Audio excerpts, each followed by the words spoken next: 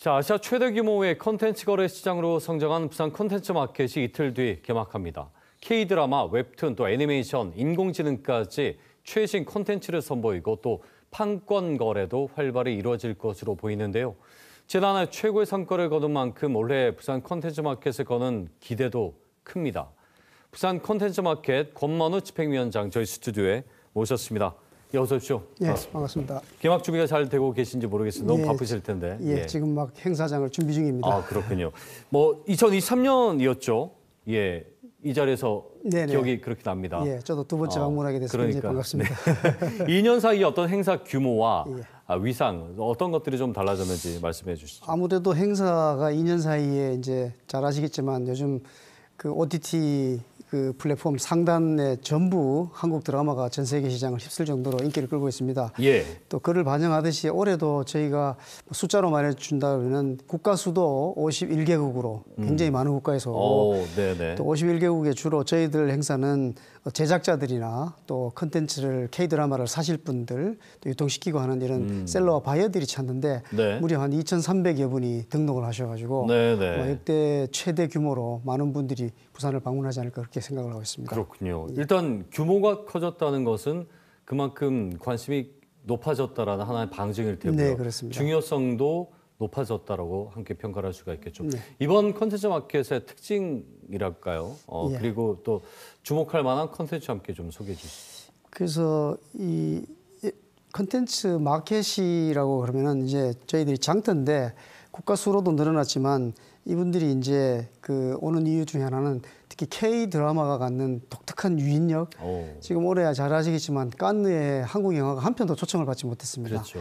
그에 비해서 드라마 같은 경우는 전 세계 상단을 전부 한국 드라마가 차지할 정도로 그렇게 이제 많고 또 하나는 저희들이 그게 이제 결국은 OTT 때문인데 이제는 뭐 휴대폰만 있으면 누구나 드라마를 볼 수 있기 때문에 저희들도 이런 OTT가 굉장히 중요해서 OTT 관련 컨퍼런스나 또 관련 다양한 전문가들을 불러서 다양한 이야기를 듣고 있습니다. 그리고 또 하나는 AI인데요. AI를 컨텐츠로 봐야 되느냐 해서 AI가 챗 GPT 잘 아시겠지만 나온 지 한 3년도 안 되는데 지금 굉장히 혁신적으로 바뀌고 있고 심지어는 드라마 제작도 한 1년 정도 걸릴 드라마 제작이 빠르면 한 달 안에 AI의 도움을 받아서 이루어지는 이런 혁신이 일어나고 있어서 뭐 그 결과 때문에 결국은 한국에서도 영화 산업이 좀 시장이 굉장히 안 좋은데 작년에 박스 오피스 티켓 수입 판매가 2조 원에서 1조 밑으로 떨어졌습니다. 그 정도로 위기이다 보니까 저희들이 이 위기를 결국 AI와 같은 신기술을 결합을 해서 좀 극복하는 그런 선도적인 효과가 돼야 되지 않을까 그렇게 생각을 하고 있습니다. 네네.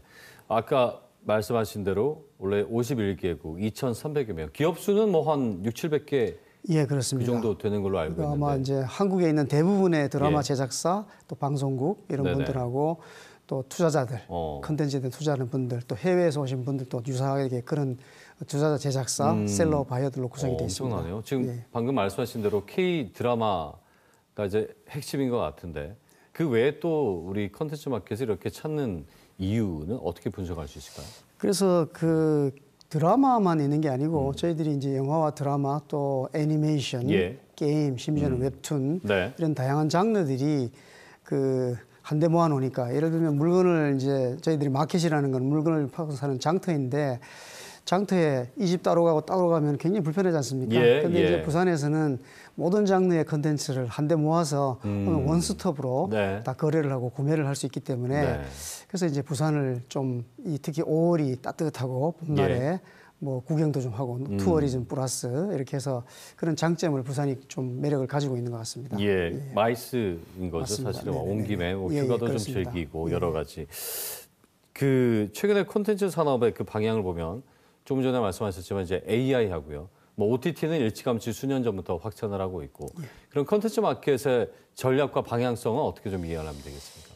그래서 저희들이 특히 AI 같은 경우는 좀 모르겠습니다. 영화는 저희들이 향수의 이제 그런 장르라고 생각하는데 저도 영화관에 가서 보고 이러다가 이제는 코로나 이후에는 집에서 누워서 텔레비를 보고 그러다 이제는 모바일로 보고 그럼 앞으로는 어떻게 될 거냐. 그래서 결국은 저희들이 끊임없이 새로운 장르 예를 들면 이제 숏폼 같은 경우가 요즘 젊은 MZ 세대들은 1시간 20분씩 보질 않습니다. 한 15분? 예, 그래서 대부분 아마 짧은 걸로 구성이 되어 있는데 이거를 저희들이 숏폼 콘텐츠라고 그러고 작품 자체 그렇습니다. 길이가 러닝 타임이 그렇다는 예. 거죠. 그래서 이제 드라마만 해도 OTT 같은 경우는 60분짜리 16부작을 보던 시대에서 지금은 3분짜리 100부작 예.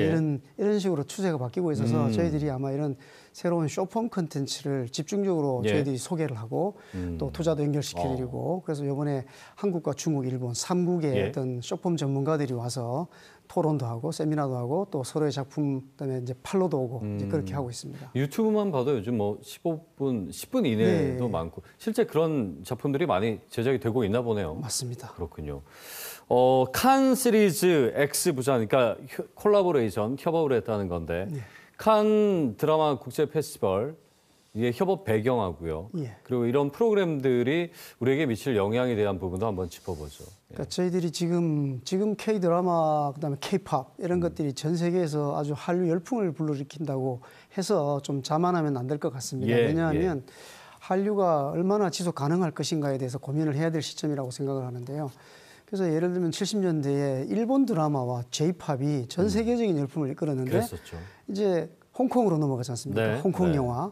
그러다가 이제 90년대 후반부터 저희들이 또 한국 드라마 시대가 왔는데 과연 언제까지 이것이 계속될 것인가. 그래서 아마 이 지속 가능한 한류를 만들려면 결국 저희들이 신흥시장이라고 하는 아프리카라든지 또 라틴 아메리카, 또 예. 동유럽 이런 데를 집중적으로 개척을 해야 될 것 같고 그래서 저희들이 그런 데 신경을 쓰고 있고요. 예. 그다음에 그렇다고 해서 지금 잘 나가고 있는 주류 시장을 놓칠 수는 없어서 저희들이 전 세계 컨텐츠 거래 마켓의 1위 시장이 칸느에서 열리는데 마침 그 칸느 드라마를 주로 파는 칸느 시리즈가 저희하고 협업을 하자는 제안을 해와서 예. 그 정도로 저희가 이제 한국 드라마 위상이 높아진 거죠. 그렇군요. 그래서 칸느 시리즈인 부산을 네. 즉 개봉하기 전이죠. 영화로 말하면 미리 부산에서 세계적인 드라마를 미리 예. 볼 수 있는 그런 기회를 이번에 부산에서 갔습니다. 칸느에 갔던 작품들 9작품들이 부산에서 세계 시장이 오픈되기 전에 예. 부산에서 미리 이제 스크린이 되는 그런 행사를 갖고 내년부터는 또 칸느 측하고 좀 더 협업을 예. 해서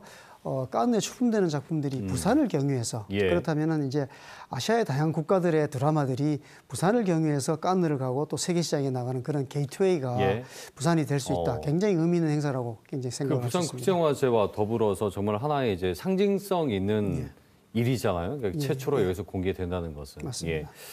중국, 인도, 대만 또 뭐 탄자니아, 잠비아, 아프리카 국가까지도 이제 해외 공동관이 진행이 되는 걸로 알고 있는데 실제 판매된 성과라든지 판권 어떤 것들 사례가 있는지 잠깐 소개해 주시죠. 그래서 너무 많은 드라마가 지난 19년간 저희 부산 컨텐츠 마켓을 거쳐서 전 세계로 팔려나갔고 뭐 예를 들면은 굿닥터라는 의료 드라마를 아시는지 모르겠는데 주원 예. 씨가 이제 좀 자폐 스펙트럼 천재 네네네. 의사로 나왔죠. 미국에서 리메이크 됐잖아요. 맞습니다. 네네. 그래서 그게 우리나라에서는 시즌 1이 그냥 16부작 하나였죠. 근데 미국으로 넘어가서는 시즌 5까지 세계적인 성공을 그래요? 거뒀습니다.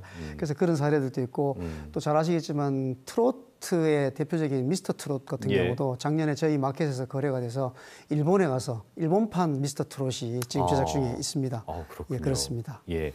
자, 마지막으로요. 어떤 그 부산시의 육성 정책이나 또 정부의 컨텐츠 육성 방향과도 결을 좀 함께 해야 될 텐데 위원장님께서 생각하시는 지금 부산 콘텐츠 마켓의 역할이라든지 앞으로의 과제가 있다면요. 그래서 뭐 부산국제영화제도 세계적인 영화제로 성장을 했고 부산이 만든 세계적인 축제들이 많습니다. 연극제도 있고 단편 영화제도 있는데 이런 이제 영화제는 성공을 했는데 다만 아쉬운 것은 일각에서 영화제는 성공했는데 축제는 성공했는데 산업이 없다.